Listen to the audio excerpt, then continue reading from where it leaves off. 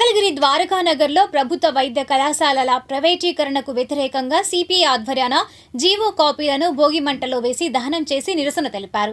ఈ కార్యక్రమంలో సిపిఐ నియోజకవర్గ పట్టణ కార్యదర్శులు చిన్ని తిరుపతయ్య, అన్నవరపు ప్రభాకర్, నాయకులు నందం బ్రహ్మేశ్వరరావు, జాలది జాన్ బాబు, చిన్ని సత్యనారాయణ, పేరుబోయిన ముక్కంటి తదితరులు పాల్గొన్నారు. అనంతరం వారు మాట్లాడారు. ఈరోజు భోగి పండుగ అందరికి కూడా శుభాకాంక్షలు తెలియజేస్తా ఉన్నాం.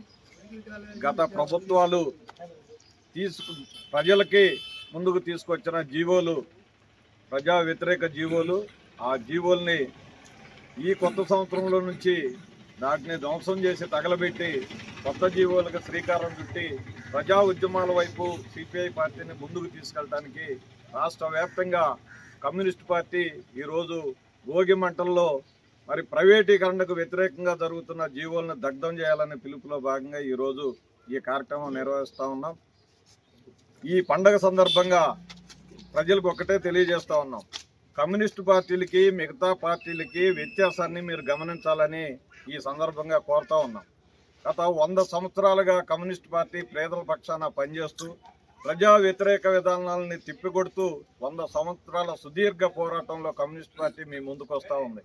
కానీ ఈ కొత్త సంవత్సరం ఈ పండుగ తర్వాత ప్రజలకి చేరువ అయ్యి ప్రజల సంక్షేమం వైపు, ప్రజల అభివృద్ధి వైపు వాళ్ళని కార్యోన్ముఖులను తీర్చిదిద్దడానికి కమ్యూనిస్ట్ పార్టీ మరి 18వ తారీఖు ఖమ్మంలో పెద్ద ఎత్తున ర్యాలీ బహిరంగ సభ జరుగుతూ ఉంది. తదనంతరం ఒక దిశానిర్దేశం ఈ రాష్ట్రంలో ప్రజలు ఎదుర్కొంటున్న సమస్యలను పరిష్కారం చేయడానికి కోసం కమ్యూనిస్ట్ పార్టీ పెద్ద ఎత్తున పోరాటాల వైపు సన్నద్ధం అవుతుందని అందరూ కూడా ఒక్కసారి ఆలోచించి కమ్యూనిస్ట్ పార్టీ ఇచ్చే పిలుపులు మరి మీరందరూ కూడా భాగస్వాములు కావాలని కోరుకుంటూ ఈ పండుగ శుభాకాంక్షలు తెలియజేస్తా ఉన్నాం.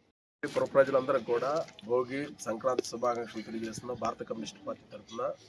ఎందుకంటే ఈరోజు మన కేంద్ర రాష్ట్ర ప్రభుత్వాలు అవలంబిస్తున్నటువంటి ప్రజా వ్యతిరేక విధానాలని భోగి మంటల్లో ఆ పత్రుల్ని తగలేయటం జరిగింది. ఎందుకంటే ఎక్కడి నుంచైనా సరే చెడు వదిలిపెట్టి మంచి దారిన మంచి మార్గాన్ని అన్వేషిస్తారని చెప్పేసి భారత కమ్యూనిస్ట్ పార్టీ భావిస్తూ ఉంది.